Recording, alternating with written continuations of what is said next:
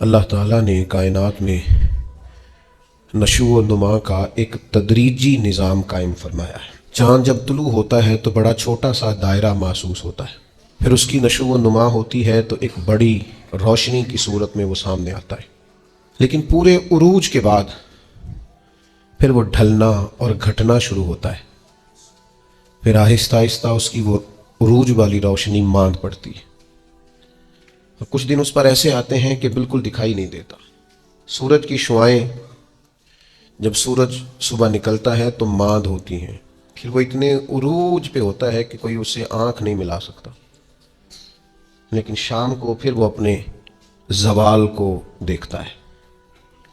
درخت ایک چھوٹے سے پودے کی صورت میں ہوتا ہے، کبھی کبھی یوں بھی لگتا ہے کہ ہو سکتا ہے کہ تیز پانی آئے یا آندھی آئے تو اس کو جڑ سے اکھیڑ دے، لیکن پھر وہ جب پورا جوان ہو جاتا ہے تو پھر بڑے بڑے طوفانوں میں بھی کھڑا رہتا ہے، پھر اس کا بال بھی بانکا نہیں ہوتا، لیکن پھر ایک وقت خزاں کا آتا ہے جب اس کے پتے جھڑتے ہیں، جب پرندے اڑ جاتے ہیں، جب بلبلیں اس پر بیٹھنا چھوڑ دیتی ہیں، پھر کوئی کوئل آ کے اسے کوئی گیت نہیں سناتی۔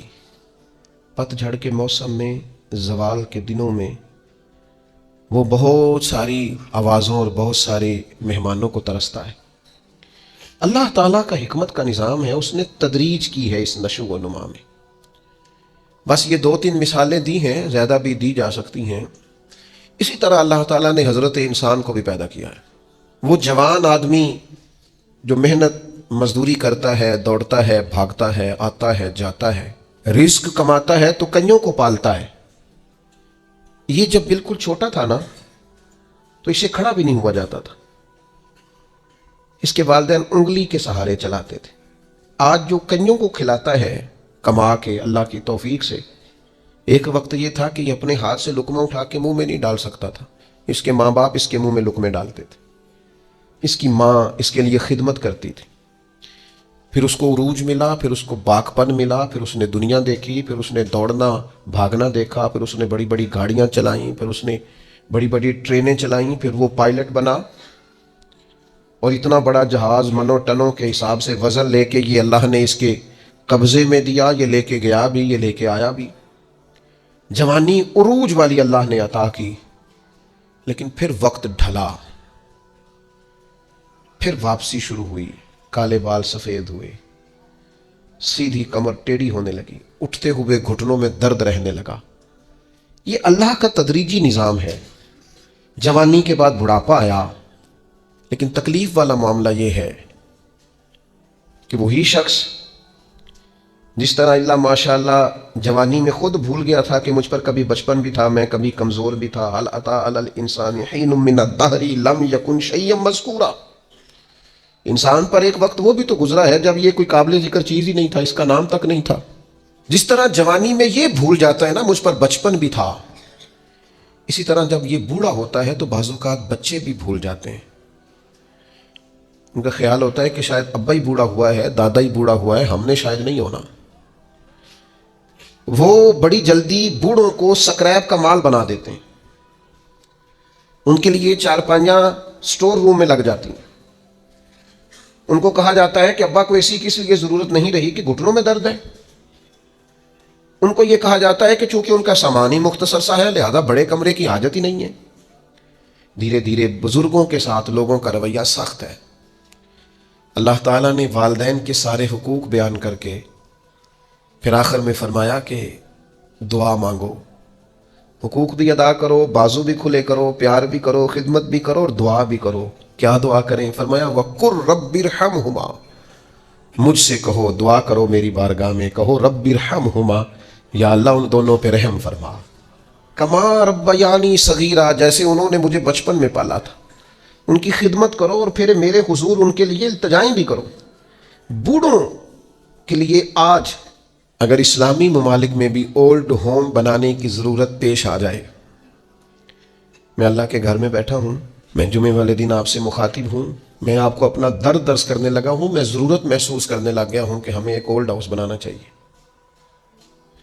جس تکلیف سے آ کے بوڑھے اپنی بیبتا سنانے لگیں، جس درد سے آ کے وہ اپنی کمزوریوں کا اظہار کرنے لگیں، کبھی کبھی دل کرتا ہے کہ طلباء کے لیے بھی مدرسہ بنائیں اور کوئی 10 کمرے بوڑھوں کے لیے بھی بنا دیں۔ یہ دل کرنے لگا، کیونکہ 6 بچے تھے اور اکیلا باپ ان کی ضروریات، پڑھائی، دوائی، کھانا، ان کی سیریں افورڈ کرتا تھا۔ کیا ہوا ہے پھر 6 سارے مل کے بھی ایک باپ کا خرچ نہیں اٹھاتے، 6 مل کے بھی اماں کے ساتھ اپنا رشتہ استوار نہیں کرتے۔ اماں کدھر رہتی ہے؟ جب تک وہ اماں کا چھوٹے سے پیار ہے ادھر ہوتی ہے۔ واقعی ایسا ہی ہے، دل پر سوچ سمجھ کے بتا، بات یہی ہے کہ اس کا چھوٹے سے پیار ہے، یا تیرا یا تیری گھر والی کا رویہ ٹھیک نہیں کہ وہ رہ سکے؟ یہ سچ بتا کہ واقعی وہ جو تو کہہ رہا ہے وہی ٹھیک ہے، یہ حقائق کچھ اور ہے۔ بوڑھوں کے لیے اسلام نے جو حقوق بیان کیے، بیان کرتے کرتے کرتے کرتے مدینے والے حبیب نے بات اتنی کھول دی، حضور فرمانے لگے تمہیں پتہ ہے تمہیں جو رزق دیا جاتا ہے وہ تمہارے ضعیفوں کی وجہ سے دیا جاتا ہے۔ یہ جو تمہارے گھر میں پیسے آتے ہیں، یہ جو تم پر فضل ہوتا ہے، یہ جو لوگ تمہارا اکرام کرتے ہیں، یہ جو دنیا تمہارے لیے اٹھ کے کھڑی ہوتی ہے، اور یہ جو لوگ تمہیں اعزاز دیتے ہیں، اور یہ جو تمہاری جھولیاں بھری رہتی ہیں، حضور فرمانے لگے تمہارے ضعیفوں کی وجہ سے رزق دیا جاتا ہے۔ یاد رکھنا، ہر چیز کے پیچھے محنت نہیں ہوتی، بہت ساری چیزوں کے پیچھے دعا بھی ہوتی ہے۔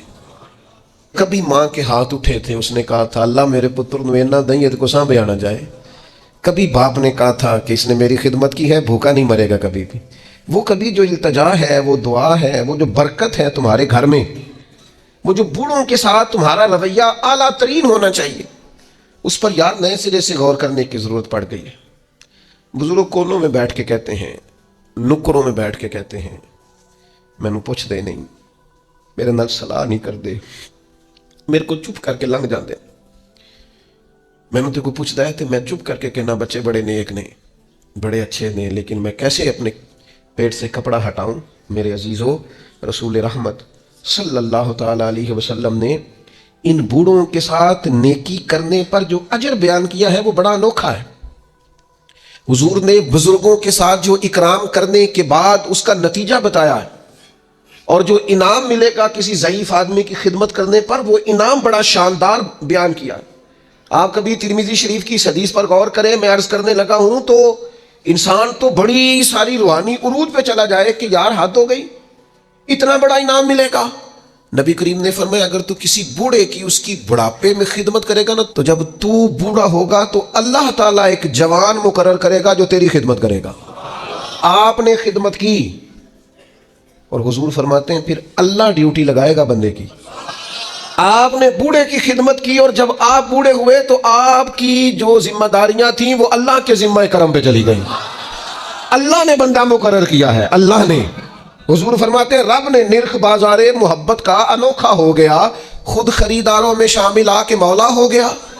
اللہ نے ڈیوٹی لگائی، اللہ نے، کہ اس نے ایک بوڑھے کی خدمت کی تھی، اب ایک جوان اللہ مقرر کرے گا۔ اور اس حدیث میں تصریح نہیں فرمائی، یہ ترمذی کی ہے، تصریح نہیں کی کہ وہ بیٹا ہی ہوگا، بھتیجے کی بھی ڈیوٹی لگ سکتی ہے، کسی شاگرد کی بھی لگ سکتی ہے، کسی گلی محلے میں بھی کسی کے دل میں اللہ بات ڈال دیتا ہے کہ تو اس کی خدمت کر۔ شرط یہ ہے کہ پہلے تو نوکری کر، ڈیوٹی کر۔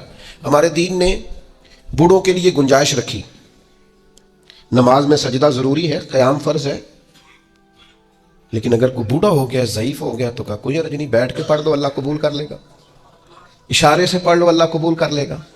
تم اگر حج نہیں کر سکتے، صحت اجازت نہیں دیتی، فرض ہے، سرمایہ ہے، تو کسی کو بھیج کے کرا لو۔ جب اللہ تعالیٰ کمزوروں کے لیے اتنی گنجائش پیدا فرماتا ہے تو ہمارے دلوں میں بھی تو گنجائش ہونی چاہیے نا۔ ہمارے دلوں میں بھی عمر رسیدہ ہونا، عمر کا بڑا ہونا اعزاز ہے۔ کچھ نہ کریں، اپنے دل میں ان کا اکرام تو کریں۔ میں بعض ایسے کم نصیب لوگوں کو بھی جانتا ہوں جو بوڑھوں کا مذاق اڑاتے ہیں، ان کے ذوف کی وجہ سے اپنے لیے وہ ہنسنے کا سامان کرتے ہیں، ان کے منہ میں دانت نہیں رہے تو یہ اس بات کو بطور شغل کے اپنا لیتے ہیں، اٹھنا بیٹھنا ان کے لیے دشوار ہے، تو یہ بعض بوڑھوں کو غصہ دلا کے چڑھا کے خوش ہوتے ہیں۔ نبی پاک علیہ السلام نے فرمایا جس نے 3 لوگوں کی عزت کی وہ سمجھے میں نے اپنے رب کی عزت کی۔ اللہ کا اکرام کیا، بخاری مسلم میں حدیث ہے، اللہ کا اکرام کیا۔ یا رسول اللہ کس کس کا؟ فرمایا جس نے عدل کرنے والے بادشاہ کی عزت کی وہ سمجھے میں نے اپنے رب کی عزت کی، اور جس بندے نے قرآن پاک کے عالم کی عزت کی، دین کے عالم کی عزت کی، وہ سمجھے میں نے رب کی عزت کی، اور فرمایا جس نے بوڑھے مسلمان کی عزت کی سمجھے میں نے اپنے رب کی عزت کی ہے۔ اس اکرام کو آپ غور سے دیکھیے، یہ کتنا بڑا اعزاز ہے۔ یہ کتنی بڑی فضیلت ہے کہ اگر کسی بوڑھے کو، میں آپ سے عرض کروں، میں یہاں دوست مجھ سے ملتے ہیں تو بعض اوقات ان کو مرتب ہو کے کھڑا ہونا پڑتا ہے اور ایک کے بعد دوسرے کو آنا پڑتا ہے، تو میں اکثر دوستوں سے کہتا ہوں بزرگوں کو پہلے ملا لو۔ اس کی وجہ یہ ہوتی ہے کہ بوڑھے آدمی کے لیے کچھ زیادہ دیر کھڑا رہنا بھی مشکل ہوتا ہے، اور ان کے اعزاز کے بھی خلاف ہے، ان کی طبیعت کے بھی خلاف ہے کہ آپ ان کو آپ آگے بڑھ کے ملیں، کیا حرج ہے؟ آپ ان کی سفید داڑھی کا اکرام کریں جس کی اللہ بھی حیا فرماتا ہے۔ آپ اپنے سے عمر رسیدہ لوگوں کا اکرام کریں گے تو ان کی عزت تو ہوگی، آپ کی تربیت بھی نظر آئے گی۔ آپ کو لوگ دیکھ کے کہیں گے کہ ماں باپ نے سینچا ہے، اساتذہ نے توجہ دی ہے، مشائخ نے تربیت دی۔ آپ بزرگوں کے لیے اپنے جذبات کو نرم کریں، آپ ان کے حق میں اپنی رائے کو عمدہ کریں، آپ اپنے دل میں ان کے لیے گنجائش بنائیں، خدمت کے لیے آگے بڑھیں۔ ایک بوڑھے آدمی آئے حضور علیہ السلام کی عالی مرتبت بارگاہ میں، تو کچھ لوگوں نے انہیں جگہ دینے میں تھوڑی تاخیر کی، تو اللہ کے رسول نے تنبیہ فرمائی۔ نبی کریم علیہ السلام فرمانے لگے جو چھوٹوں پہ رحم نہ کرے اور بڑوں کا احترام نہ کرے وہ تو ہم میں سے ہے ہی نہیں۔ ہم نے تو سکھائی ہی رحمت کرنا ہے اور ہم نے تو بتایا ہی اکرام کرنا۔ تو جسے نہ چھوٹے پہ رحمت ہے، دیکھیں نا بڑوں کی بھی ڈیوٹیاں ہیں، ان کو بھی سختی سے منع کیا چھوٹوں پہ رحم کرنا، ان کو بھی تاکیداً منع فرمایا، اور چھوٹے سے کہا تم نے اس کا اکرام کرنا ہے۔ مجھے بتائیے کتنا حسین سنگم بنے گا، کتنا شستہ عمل بنے گا اور کس قدر خوبصورت ماحول بنے گا۔ بڑا شفقت ہی کرتا جا رہا ہے اور چھوٹا احترام ہی کرتا جا رہا ہے۔ انداز کتنا انوکھا ہوگا، خوشبو کتنی پھیلے گی، ٹھنڈک کتنی ہوگی، اس کے اندر حسن کتنا چھلکے گا۔ تو میرے عزیز اپنے بزرگوں کا، ضعیف لوگوں کا کچھ اکرام کریں۔ بعض لوگ کہتے ہیں ابا جی سخت بڑے ہیں، اور بہت سارے ایسے لوگ ہیں جو ابا جی کی سختی کا بیان کرتے ہیں، حالانکہ وہ ان کا افسر بھی سخت ہے، حالانکہ انہیں زندگی میں کئی ایسے لوگ ملتے ہیں جو بڑے سخت ہیں پر ان سے کام ہوتا ہے نا، لہذا ان کی سختی قابل قبول ہوتی ہے۔ تو ابا جی سخت ہیں، جب بچپن میں آپ کو پال رہے تھے تب سخت نہیں تھے، جب وہ روز موٹر سائیکل پہ بٹھا کے لینے جاتے تھے، چھوڑنے جاتے تھے اسکول میں، تب سخت نہیں تھے، جب زندگی کے 20-25 سال تیرے لیے صبح سے شام تک مزدوریاں کر کے رزق کما کے لاتے تھے اور پرانے کپڑے پہن کے تجھے نئے پہناتے تھے، تب سخت نہیں تھے۔ ایک بزرگ کا فرمان یاد رکھنا، بڑا نفع دے گا۔ وہ فرمایا کرتے تھے ماں باپ کی سختی برداشت کر لو، انشاءاللہ پھر ساری زندگی کسی اور کی سختی سہنی نہیں پڑے گی، پھر اللہ تعالیٰ آسانی کر دے گا، پھر تمہیں اس تکلیف سے گزرنا نہیں پڑے گا۔ اور پھر میں عجیب منظر میں دیکھتا ہوں زمانے میں کہ یہ سب کا خیال ہے کہ ہماری عزت ہو، تو بھئی آپ بھی تو کسی کی کریں نا۔ یہ سب کا خیال ہے کہ ہمارا اکرام کیا جائے، تو آپ بھی کسی کا کریں۔ یہ سب کا خیال ہے کہ میں ایک ٹائم آئے جب میں سینئر سٹیزن بن جاؤں اور میں بوڑھا ہو جاؤں اور بزرگ ہو جاؤں، تو بھئی آپ بھی کسی کا اکرام کریں تاکہ اس وقت آپ کے لیے بھی آسانی بنے۔ بوڑھوں کے نرم دل، ان کا جی چاہتا ہے کہ ان کی عزت ہو، ان کی طبیعت چاہتی ہے کہ ہاں ایک الگ بات ہے کسی میں عاجزی کوٹ کوٹ کے بھری ہوئی ہے، وہ کہتا ہے نہیں نہیں جی ضرورت نہیں، لیکن بزرگی تقاضا کرتی ہے کہ اکرام کیا جائے، احترام کیا جائے۔ علامہ اسماعیل حقی لائے ہیں روایت، ایک شخص نے آ کے عرض کیا تھا حضور میرے رزق میں برکت نہیں، تو حضور فرمانے لگے کہیں تو بوڑھوں کے آگے آگے تو نہیں چلتا، تو بزرگوں کا گویا احترام کرنا شروع کر دے، اللہ تیرے رزق میں برکت پیدا فرما دے گا۔ لیکن ہماری طبیعت یہ ہے کہ ہمارے اندر وہ خاص جذبات پیدا نہیں ہوتے، ہمیں وہ آج ایسے لوگوں سے سابقہ پڑتا ہے اور ایسے لوگوں کو سنتے ہیں جو مزاجن بے ادب ہوتے ہیں، طبعاً بے ادب ہوتے ہیں، تو ہم یہ ادب، یہ احترام، یہ چھوٹی سی قید ہوتی ہے، تو ہم چونکہ کسی قید کے قائل نہیں، آزاد جینا چاہتے ہیں، مرضی سے اٹھنا چاہتے ہیں، مرضی سے سونا چاہتے ہیں، مرضی سے آنا جانا چاہتے ہیں، تھوڑی سی قید ہمیں بھاری لگتی ہے۔ یاد رکھنا اگر زندگی میں بزرگوں کا احترام کریں گے، اکرام کریں گے، آپ کو پتہ ہے اسلام نے کچھ احکام بیان کیے، کچھ لوگ گفتگو کر رہے تھے حضور کے سامنے، تو نبی پاک نے فرمایا جو تم سے بڑا ہے پہلے اسے بات کرنے دو۔ کچھ شریعت نے فقہا کے لیے خاص احکام بیان کیے، مثلا ایک شرعی مسئلہ ہے کہ نماز کی امامت کرنی ہے، اب امامت کے لیے 2 لوگ یا 3 لوگ مل گئے ہیں، تینوں ہی حافظ ہیں، تینوں ہی قاری ہیں، تینوں ہی مسائل نماز سے ایک جتنا آگاہ ہیں، تینوں کے اندر اللہ تبارک و تعالیٰ نے صلاحیت رکھی ہے کہ بہترین انداز میں امامت کر سکتے ہیں۔ اب تینوں موجود ہیں، ترجیح کس کو دینی ہے؟ تو فقہا نے لکھا دیکھ لو عمر کس کی زیادہ ہے، اس کو مصلی پہ کھڑا کر لو۔ یہ بھی ایک وجہ فضیلت ہے، یہ بھی ایک وجہ اعزاز ہے، اور عشاق کی اپنی بات ہے، عاشق اپنے رنگ میں بات کرتے ہیں۔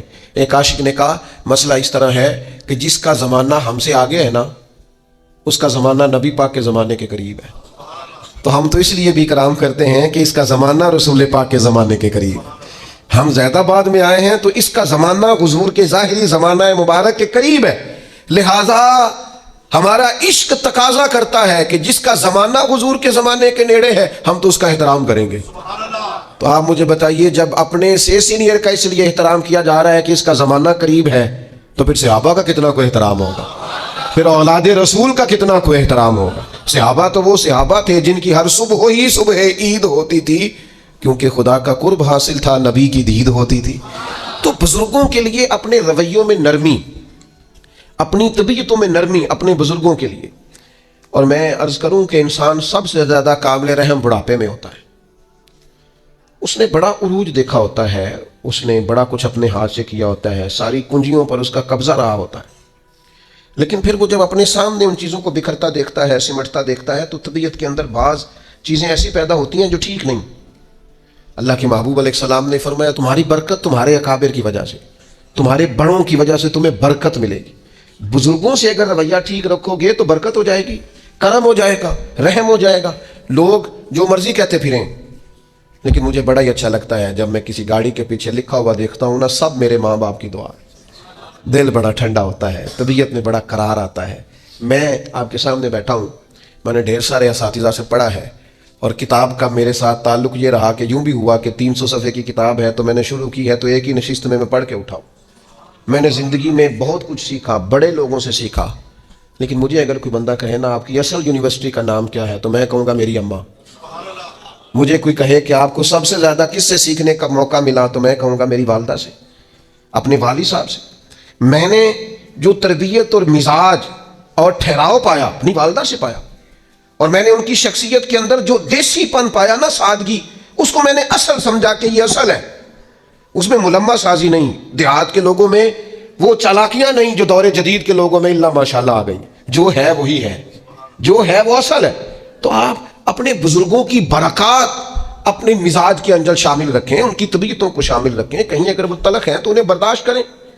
نبی پاک صلی اللہ تعالیٰ علیہ وآلہ وسلم نے بزرگوں کے لیے, بوڑھوں کے لیے خاص احکامات جاری کیے. اصل میں نا ہمارے ہاں بہت ساری چیزیں مغرب سے آئی ہیں, اور جو مغربی معاشرہ ہے وہ سارے کا سارا مادیت پر مبنی ہے, مادہ پرستی ہے. اب 18 سال کے ہو گئے, آپ فارغ ہیں, نکلیں گھر سے, آپ کے والدین کدھر ہیں کوئی پتہ نہیں, وہ کہاں وقت بتاتے ہیں آپ کا کوئی لینا دینا نہیں, آپ پر قانوناً کوئی پابندی نہیں. اور میرے نبی پاک علیہ السلام نے تو فرمایا نکاح کے وقت بھی اگر ولی موجود نہ ہو تو گویا نکاح میں وہ حسن نہیں جو حسن ہوتا ہے. اس موقع پر بھی کہا کہ اس کا باپ موجود ہو. آپ آج بھی رجسٹر کھول لیں, نکاح کا تو لکھا ہوتا ہے دلہا یا اس کے وکیل کے دستخط, تو وکیل کے کھانے میں کس کو لکھا جاتا ہے؟ والد کو. وکالتیں باپ کے نام. تو چونکہ مغربی سوسائٹی مادیت پر مبنی تھی, صرف پیسے کماؤ باقی چھوڑ دو, تو ہمارے ہاں لوگوں نے اس طرف توجہ کی تو یہاں بھی اولڈ ہاؤس بننے لگے, یہاں بھی بوڑھوں کو سکریب کا مال سمجھ کے ہم نے چھوڑنا شروع کر دیا.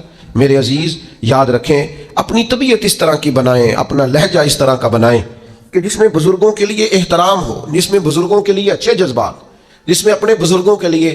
ہمارے نا یہ فقہ کے جو مسائل ہوتے ہیں نا, فقہی مسائل, ان میں اختلاف ہو جاتا ہے, اور یہ اختلاف رحمت ہے. مثلا فقہی مسائل, ایک ہوتا ہے عقیدے کا اختلاف, وہ ٹھیک نہیں. فقہی اختلاف, یہ فقہی مسئلہ ہے کہ آمین اونچا کہنا ہے یا آہستہ کہنا ہے, رفع دین کرنی ہے, یا یہ فروعی مسائل ہیں. ان میں اختلاف ہو جانا کوئی ایسی بڑی بات ان میں ہو جاتا ہے. مثلا ہمارے بزرگوں میں ایک مسئلہ چلتا ہے کہ سپیکر کے اندر نماز پڑھائیں تو نماز بالکل ٹھیک ہے یا اس کا اصل حسن قائم نہیں رہتا. ایک مسئلہ ہے فقہی. ایک مسئلہ چل گیا فقہی جس میں کچھ اختلاف رائے ہو جاتا ہے, دلائل ہوتے ہیں سب کے پاس اپنے اپنے, لیکن یہ بزرگ ایک دوسرے کا احترام کرتے تھے. امام شافعی, امام مالک کا, امام مالک, امام احمد بن, یہ لوگ ان چیزوں کا احترام کرتے ہیں. فروع میں عقیدہ عقیدہ ہے, اس میں کوئی کمپرومائز. تو ہمارے ایک دوست تھے تو ان کا اس مسئلے میں موقف اور تھا, استاد صاحب کی رائے اور تھی, تو کچھ تھوڑا سا اختلاف پیدا ہوا. لیکن بڑے حسین لوگ تھے, اختلاف بھی احترام کے ساتھ کرتے تھے, اختلاف میں بھی وہ آداب نہیں چھوڑتے تھے. تو استاد صاحب نے بلایا اور بلا کے کہا یہ مسئلہ بیان کرتے ہیں. میں کرتا ہوں. تو کہا میری رائے تو یہ ہے. تو میں اپنے اس دوست کا قائل ہو گیا. استاد صاحب کہنے لگے میرے پاس یہ دلیل ہے, اور جس بندے کو تم نے مسئلہ بتایا مجھ سے پوچھ کے گیا تھا اور میں نے تو یہ رائے دی ہے. تمہارے وہ کلاس فیلو کہنے لگے استاد صاحب میرے پاس دلیلیں بھی ہیں, اور آپ نے مجھے کتاب و سنت پڑھنے کا جو سلیقہ بتایا اس سلیقے کی روشنی میں مسائل بھی اخذ کر سکتا ہوں, دلیل بھی دے سکتا ہوں. لیکن چونکہ آپ میرے استاد ہیں, آپ جیسے حکم کریں میں ویسے رائے دینے کو بھی تیار ہوں, میں اڑوں گا نہیں, میں زید. فقہی مسئلہ ہے, میری رائے اور ہے, آپ کی رائے اور ہے, لیکن برکت چونکہ بڑوں سے ہوتی ہے, بزرگوں سے ہوتی ہے, لہٰذا میں اپنی رائے چھوڑ دیتا ہوں. تو میرے بھائی, ایک عالم دین دلائل رکھنے کے باوجود اگر اپنے استاد کے سامنے اپنی رائے چھوڑ کے استاد کی رائے پہ عمل کرتا ہے, چلو مہربانی کرو کبھی آپ بھی ابا جی کے سامنے اپنی رائے چھوڑ دو, کبھی آپ بھی کو ٹھیک ہے جس طرح آپ کہیں گے ویسے ہو جائے گا. آپ بھی کبھی تھوڑی دیر کے لیے اپنی رائے سے رجوع کر لیں, کوئی حرج والی بات نہیں ہے, کچھ بھی نہیں فرق پڑتا, کچھ بھی معاملہ نہیں ہوتا. ہمارے ایک دوست تھے, ایک اور بات یاد آ گئی, تو کہیں سفر پہ جانا تھا دوستوں نے سیر کے لیے کالج کے زمانے میں, تو انہوں نے پہلے وعدہ کیا, آپ نے چھوڑ دیا. تو ان سے کہا کیوں نہیں جا رہے, کہنے لگے میری امی نہیں مانتی. تو نوجوان بچوں کے لیے تو یہ بڑا خطرناک جملہ, سب نے مذاق کیا.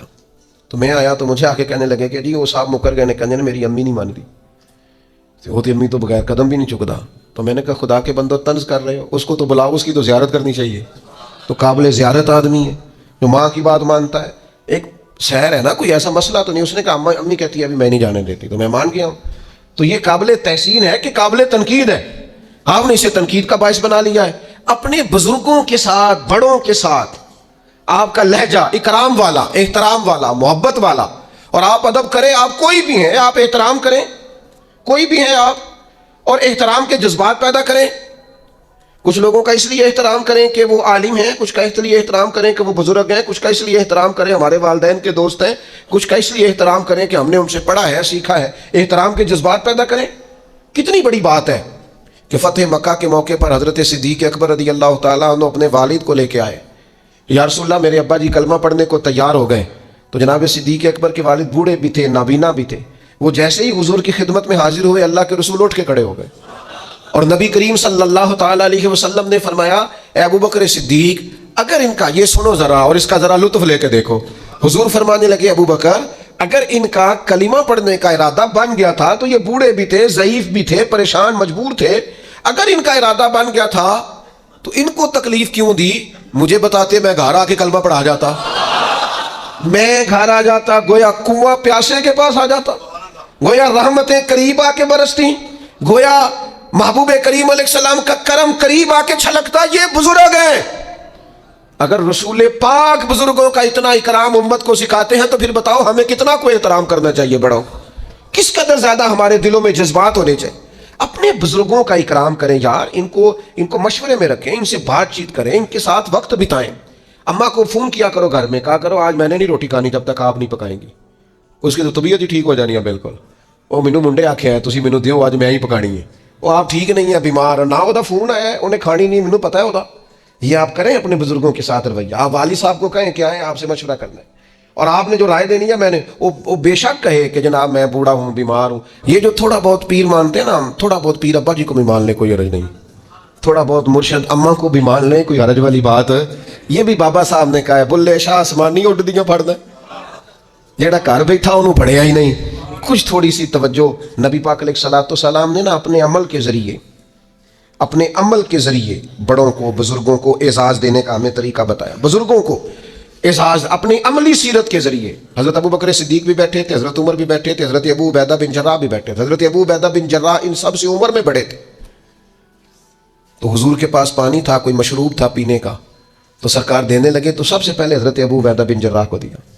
تو عرض کرنے لگے یا رسول اللہ, آپ پہلے. تو فرمایا آپ کی عمر زیادہ ہے, آپ ان سب سے سینئر ہیں, اور برکت بڑوں کے ساتھ ہوتی ہے, لہذا آپ کو اعزازاً پہلے دیا جا رہا ہے. تو میرے عزیز میں نے نا, میرا کبھی کبھی دل کرتا ہے کہ میں نوجوانوں سے نا باقاعدہ اس بات پر تاکیداً ان سے وعدہ لوں کہ یار کچھ بھی ہو جائے نا, ماں باپ کے آگے اوف نہیں کرنا, چونکہ اللہ کا حکم ہے. اور جتنے بھی بزرگ آپ کو ملے نا, مہربانی کرو, ان کے دل بچوں سے بھی زیادہ نازک ہو جاتے. ان کو ٹائم دو, اعزاز دو. بعد میں ایسا پچھتاؤ گے کہ پھر زندگی میں نا کچھ چیزیں ایسی ہیں جو جتنا مرضی انسان اونچا اڑے, ان چیزوں کو دوبارہ حاصل کر سکتا. نبی پاک جناب ام ایمن کی قدر کرتے. حضور حضرت حلیمہ کے آنے پہ کھڑے ہوئے, چادر اتار کے بچھائی, رضائی والد آئے تو اللہ کے رسول کھڑے ہوئے. نبی پاک صلی اللہ تعالیٰ علیہ وسلم نے ان بڑوں کا اکرام کر کے, جناب عباس آئے تو حضور کھڑے ہو گئے, میرے چچا. نبی پاک علیہ الصلوۃ والسلام نے عملاً ہمیں کہا ہے بزرگوں کے ساتھ آپ نے ناراض نہیں ہونا. نوجوانوں, مجھے پتہ ہے کچھ والدین کی طبیعت سخت ہے, پر اللہ نے ہمارا والد بنایا ہے نا, انہوں نے بھی ہماری ساری تکلیفیں میرے قریبیوں میں ایک دوست ہیں کہ ابا جی بڑے سخت ہیں، تو وہ اکثر شکایت کرتے رہتے تھے ابا جی بڑے سخت ہیں، ابا جی بڑے بڑے ڈاڈے نے جی تو ہم کی دسی حضرت صاحب. تو ان کا کوئی آپریشن تھا، چھوٹا سا آپریشن تھا. ان کے دوست بھی مجھے کہتے تھے کہ ابا جی نے بڑے ڈاڈے نے چھوٹا سا آپریشن تھا، تو مجھے فون کر کے نا تو ابا جی رو پڑے، کہنے لگے پیر صاحب دعا کرنا منڈے دا آپریشن ہے. تے تمہیں پتہ ہے اپنے دکھ ویکھے جاندے نے، اولاد دے نہیں جے ویکھے جاندے. بڑے درویش آدمی تھے حضرت سیدھی سختی، کبھی کسی سے سخت جملہ نہیں کہا. آپ بیمار تھے، ایک صاحب تیمارداری کرنے آ گئے. آپ کا خیال تھا کہ وہ ہو گئی تیمارداری، وہ جائیں. کئی لوگ ان کے بعد آئے چلے گئے لیکن بیٹھے ہوئے ہیں، جا ہی نہیں رہے.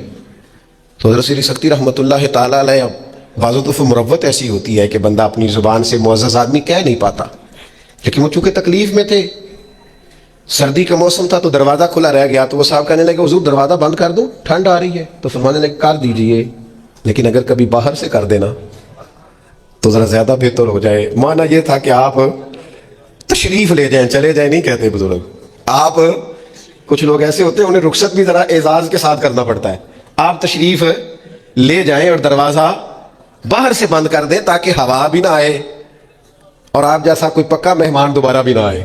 تشریف لے جائیں، تکلیف نہیں دیں، اذیت نہ دیں کسی شخص کو کسی بھی طرح سے پریشان.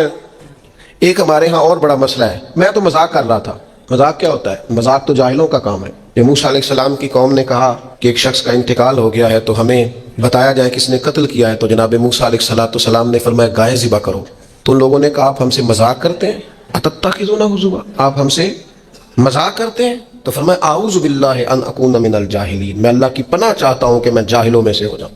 مذاق کرنے کو جناب موسیٰ نے، قرآن مجید کا پہلا پارہ کہتا ہے جاہلوں کا کام کہا ہے.